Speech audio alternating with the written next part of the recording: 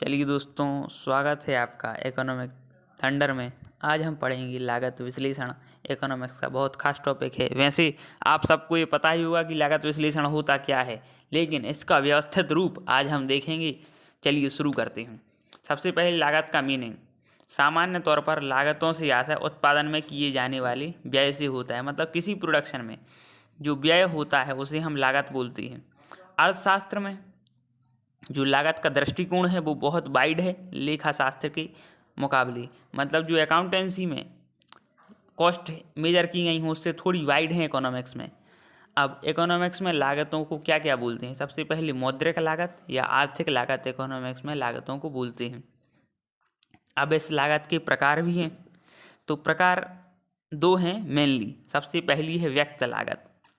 व्यक्त लागत का अर्थ ये है कि ऐसे पेमेंट जिन्हें उत्पादक खुद करता है, ऐसे फैक्टर्स का पेमेंट जिन्हें उत्पादक खुद करता है, उन्हें हम व्यक्त लागत कहते हैं।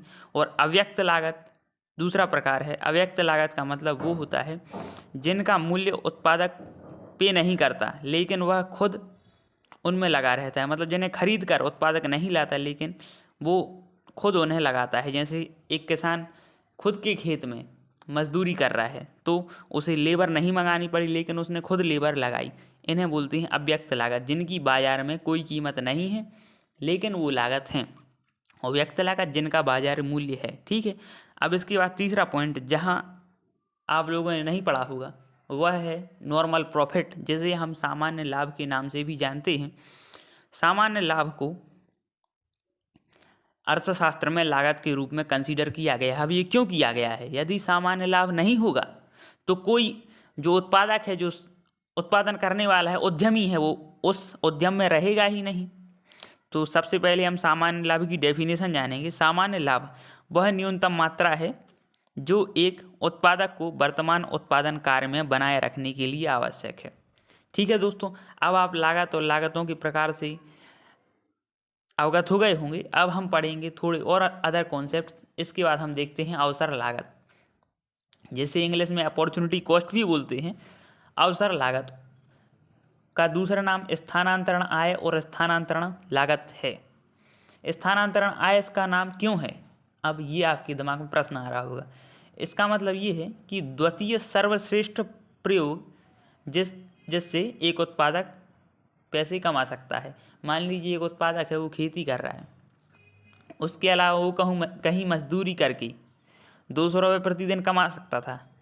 तो ये जो 200 रुपये प्रतिदिन है ये है अवसर लागत। इसका दूसरा सर्वश्रेष्ठ विकल्प, यदि वो तीसरी जगह जाके 100 रुपये कमा रहा है तो अवसर लागत 200 रुपये है। 100 और 200 इंक्लूड नहीं है। यदि किसी दूसरी जगह जाके वो 350 कमा रहा है तो 350 इसमें क्या है? अवसर लागत, ना कि 200 है। ठीक है।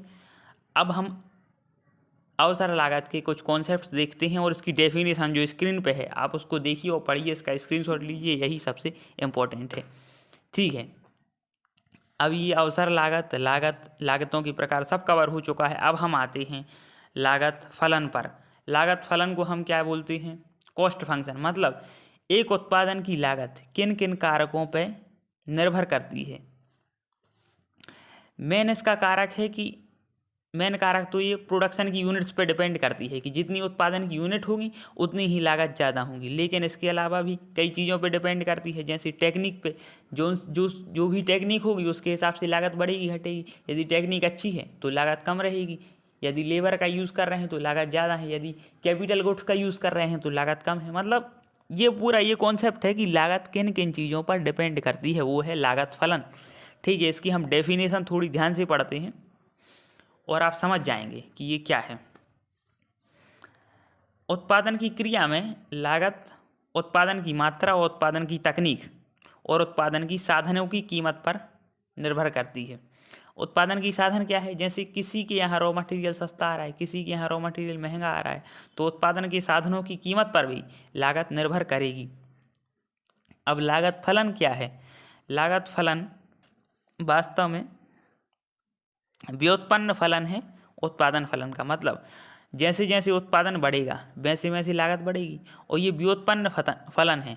व्युत्पन्न फलन मतलब डेराइव्ड है कि जैसे उत्पादन बढ़ेगा वैसे ही लागत बढ़ेगी। मतलब लागत और उत्पादन एक दूसरे से पॉजिटिवली रिलेटेड है। जैसे जैसे उत्पादन फलन बढ़ेगा वैसे वैसे लागत फलन बढ़ेगा। अब हम देखते हैं लागत फलन के बाद लागत फलन कितने प्रकार के होते हैं। लागत फलन मेनली दो प्रकार के होते हैं, एक अल्पकालीन लागत फलन, एक दीर्घकालीन लागत फलन। अब अल्पकाल में जो शॉर्ट टर्म है, शॉर्ट टर्म में अब आपके दिमाग में आ रहा होगा कि लागतों को किस किस प्रकार में बांटा गया है। शॉर्ट टर्म में, शॉर्ट टर्म याद रखिए आप, शॉर्ट टर्म में लागत के दो प्रकार हैं। सबसे पहला परिवर्ती लागत। परिवर्ती लागत जैसे हम वेरिएबल कॉस्ट भी कहते हैं, मतलब कुछ ऐसे परिवर्तनीय साधनों के लिए जो हम भुगतान करते हैं, जो उनके लिए राशि भुगतान की जाती है, उसे परिवर्तनीय लागत कहते हैं। मतलब कि आप रॉ मटेरियल मंगा रहे हैं, तो रॉ मटेरियल आपको जितना प्रोडक्शन करेंगे आपके लिए उतना रॉ मटेरियल लगेगा, तो जो रॉ मटेरियल की कॉस्ट है वह क्या हो जाएगी, परिवर्तनशील लागत। इसे हम परिवर्ती लागत कहते हैं।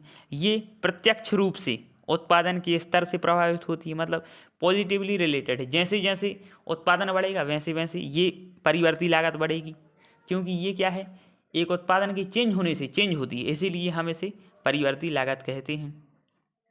अब हम देखते हैं क्या स्थिर लागत।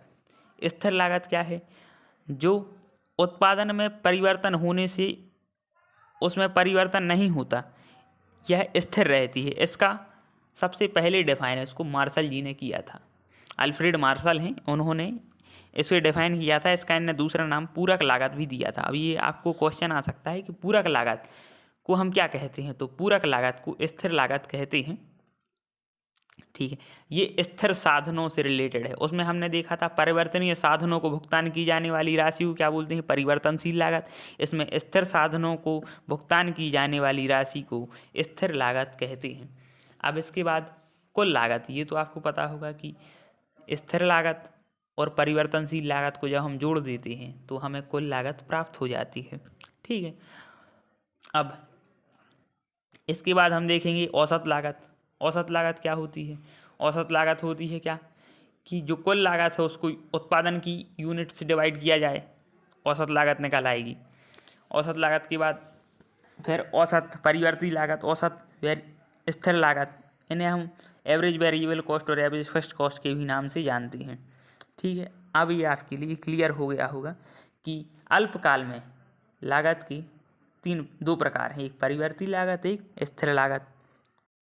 शॉर्ट टर्म में जो फिक्स कॉस्ट है उसका मान फिक्स ही रहता है, इसीलिए उत्पादन में वृद्धि के कारण जो एवरेज फिक्स कॉस्ट कर्व है उसमें गिरावट होती है। शुरुआत में ये गिरावट तेज होती है और जैसे जैसे अंत होता है ये गिरावट थोड़ी धीमी हो जाती है। अब ये आप कर्व देख लें इसमें ध्यान से, ये लगातार गिरता हुआ कर्व है, इसे समकोणीय अति परवलयाकार, मतलब ऐसे हाइपरबोला कहते हैं। अब हम जानेंगे औसत परिवर्तनीय लागत को। इसे ABC, ये U आकार का होता है क्योंकि परिवर्तनीय उत्पादों के नियम इसमें लगते हैं, तो ये उत्पादन के क्रियाशीलन पर निर्भर करता है। ये परिवर्तनशील साधनों के कारण चेंज होती है, तो ये धीमे धीमे ऊपर चली जाती है। इसके बाद हम देखेंगे क्या औसत लागत। औसत लागत भी कैसे, ABC जैसी होती है। AFC और ABC का लंबवत जोड़ ही AC होता है।